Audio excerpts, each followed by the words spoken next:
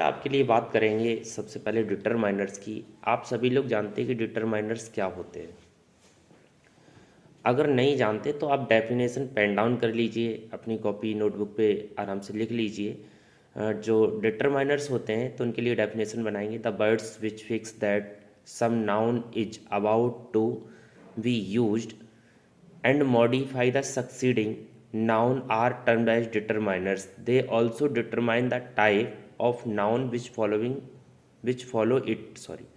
बे शब्द जो निर्धारित करते हैं कि कोई संज्ञा आने वाली है और इस संज्ञा की विशेषता बताते हैं। निर्धारक शब्द एवं परिसीमक या संज्ञा सूचक शब्द कहलाते हैं। ये शब्द अपने आगे प्रयुक्त होने वाली संज्ञाओं के निम्न वाक्यों का अध्ययन कीजिए। और इनमें जो काइंड्स ऑफ डिटरमाइनर्स की अगर हम लोग बात करें कि डिटरमाइनर्स कितने प्रकार के होते हैं, तो जो डिटरमाइनर्स रहते हैं वो 5 प्रकार के रहते हैं। कितने प्रकार के रहते हैं? 5 जी। जो फर्स्ट काइंड रहता है इनका आर्टिकल्स कहते हैं, जिसको हम लोग एन आपने पढ़ा होगा, उसी को बोलते हैं फर्स्ट टाइप इसका आर्टिकल डिटरमाइनर्स। इसमें ए एन दा 3 सम्मिलित रहते हैं।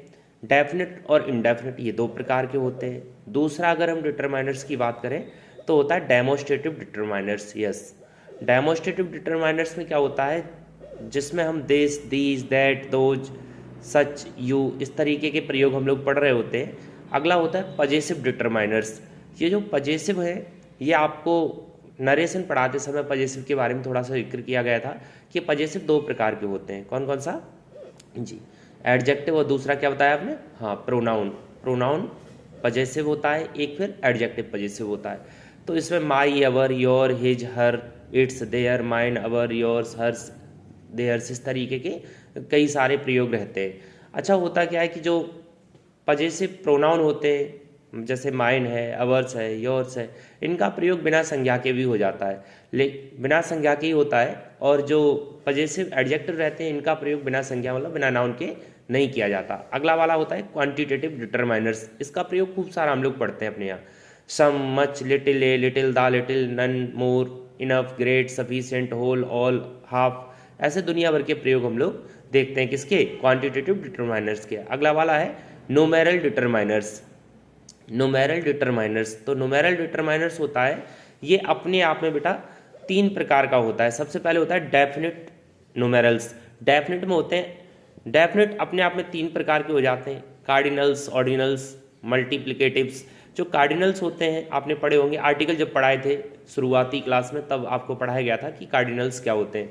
1 2 3 डॉट डॉट डॉट जहाँ तक हमें गिनती आती है वहाँ तक के संख्याओं को हम लोग कार्डिनल्स बोलते हैं। ऑर्डिनल्स जो रैंक रहते हैं जैसे first, second, third, fourth, last, ये सब क्या हो गए? ऑर्डिनल्स हो जाएंगे। अगला है मल्टीप्लिकेटिव, सिंगल, डबल, इनको हम मल्टीप्लिकेटिव बोल रहे होते हैं। इसका दूसरा काइंड न्यूमेरल का होता है इंडेफिनिट न्यूमेरल्स। जो इंडेफिनिट न्यूमेरल्स होते हैं मतलब उनमें संख्या फिक्स नहीं होती कि कितना है। इनमें तो 1 2 3 फर्स्ट, सेकंड इस तरीके से सिंगल, डबल, ट्रिपल ये फिक्स रहता है। लेकिन इंडेफिनिट न्यूमेरल क्या होते हैं, जैसे ऑल है, सेवरल है, फ्यू है, ए फ्यू है, द फ्यू है, सम, एनी, मैनी, मच, मोर, ये सब क्या है? इंडेफिनिट न्यूमेरल्स कहलाते हैं। अगला है डिस्ट्रीब्यूटिव न्यूमेरल्स।